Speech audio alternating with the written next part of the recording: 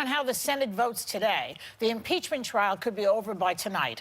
And Republican Senator Lamar Alexander, who has a deciding vote on letting witnesses testify, basically said that Trump is guilty, but so what, who cares? He signaled that he's voting no. Now, how will you feel if this ends today, panel? Or Saturday, right? Okay, tomorrow.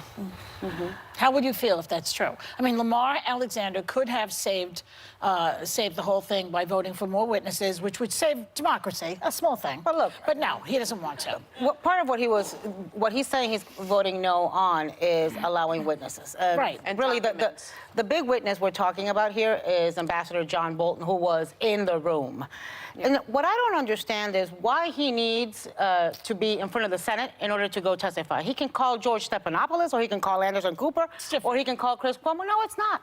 Because that could really make a difference. But that's what's going to happen. Think about all the interviews we've watched where we have learned so much from. I mean, Lev Parnas has told us more than John Bolton has. So if he feels something happened in that room that this country needs to know about and the senators need to know about, he doesn't have to wait for a vote. He can go and give us the information now because we deserve the truth. Yes, I agree with you.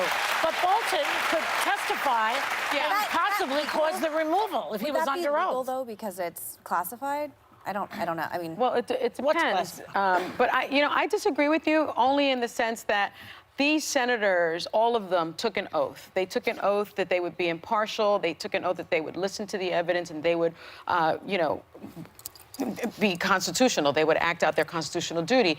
And I think that part of that is having a fair trial and listening to witnesses and reviewing evidence and reviewing documents. And in that sense, if they are not going to do that, I don't think that they have lived up to their constitutional duty. Nancy and Pelosi, so he needs to be But we're not in disagreement in that. Let me set this up because we're going somewhere. Nancy Pelosi, Speaker of the House, says that Trump can't be acquitted. He's not acquitted because if there are no witnesses and no documents, then there's no trial. Just what you're saying. Yeah. So you agree with that? And I think that's accurate. And it just seems to me that Republicans have sacrificed their own oaths to protect their own electoral prospects at this point.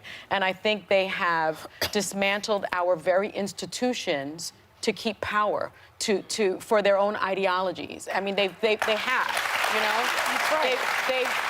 In my opinion, they've become this extremist party. We should highlight Susan Collins from Maine and Mitt Romney. We still haven't heard from Lisa Murkowski from Alaska. So those are two Republicans so far who said they will vote for witnesses. And look, it's hard to buck your party. The whole thing is a setup, Anna. Lamar Alexander is giving cover to what's her name, Nancy Collins. I will vote no, so you can vote yes and make your constituents happy in Maine. Listen, and she's got cover. But she's a hypocrite and a liar, and I don't trust her as far as I can throw her. Is that it wasn't. The counter argument the Republicans are going to say is that it wasn't a wholly bipartisan trial, in the sense that in Nixon and impeachment trials before, there were people on both sides of the aisle that were supporting it. And I think what I got from Alexander was he said that President Trump, what he did was unethical. It just wasn't impeachable. And I knew you would be very upset. Quite frankly, I am Joy. upset. I'm upset for the country. I feel that people in this country and other democracies have to watch it. We take democracy for granted because we have lived in it so long and have had so many beautiful things because of it, and it's going down the toilet because of one party. But the question I would put is, at what point are Democrats bungling it by not making a compelling case? And it's not just Republicans. As I said, there were 4 Democrats that I brought up earlier in the week. Not about witnesses. Including, not about acquitting. About acquitting. Fine. But they had already made a decision, or I had come to be making a decision. No, but Joe Manchin, I saw him. He said he wanted to vote for witnesses. But my senator from Arizona, Kristen Sinema, she was one of the holdouts on this. So I do think to blanket it as all Republicans, there are Democrats that were involved with this as well. Wait a minute. And I also didn't believe. I know you're upset, but I'm just trying to explain all the other Democrats side. were voting for witnesses. Am I right or wrong? That's so for what we know so far, yes. On the witness question, yes. But I assume that if you weren't going to vote for acquittal, or conviction, that you would. I'm not a lawyer. I'm sorry, Sonny. But I assume, why would she even come out then? Why is Kristen Sinema saying that she wasn't convinced? Because she's got the Republican constituents. She's a Democrat. She's worried about getting reelected in Arizona, a red state, turning purple. But listen, let's go back to the point, the focus point, which is America needs to know the truth, and our democracy needs to have integrity, and our elections cannot be violated. Yes. And if we don't know everything, and if we don't have a full accounting, this is going to happen again. Remember, when Mueller came out and Trump felt acquitted, it was the next day. I know. He was made on the that phone with phone call. Ukraine. The So very God next day. forbid what he's going to do if he feels acquitted. Well, you know, against Ukraine. all we can say, God help America.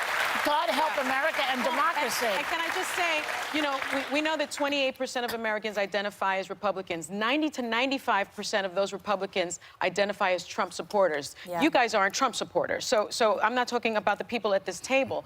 But again, if he gets reelected by Trump supporters, what we're talking about is a president that is just unhinged. Above the law. Above the law. Above the law. Above the law. What will our Unhinged, country look unbridled, can like do whatever he wants after with the that? blessing of There the will great be no Mitch breaks. McConnell.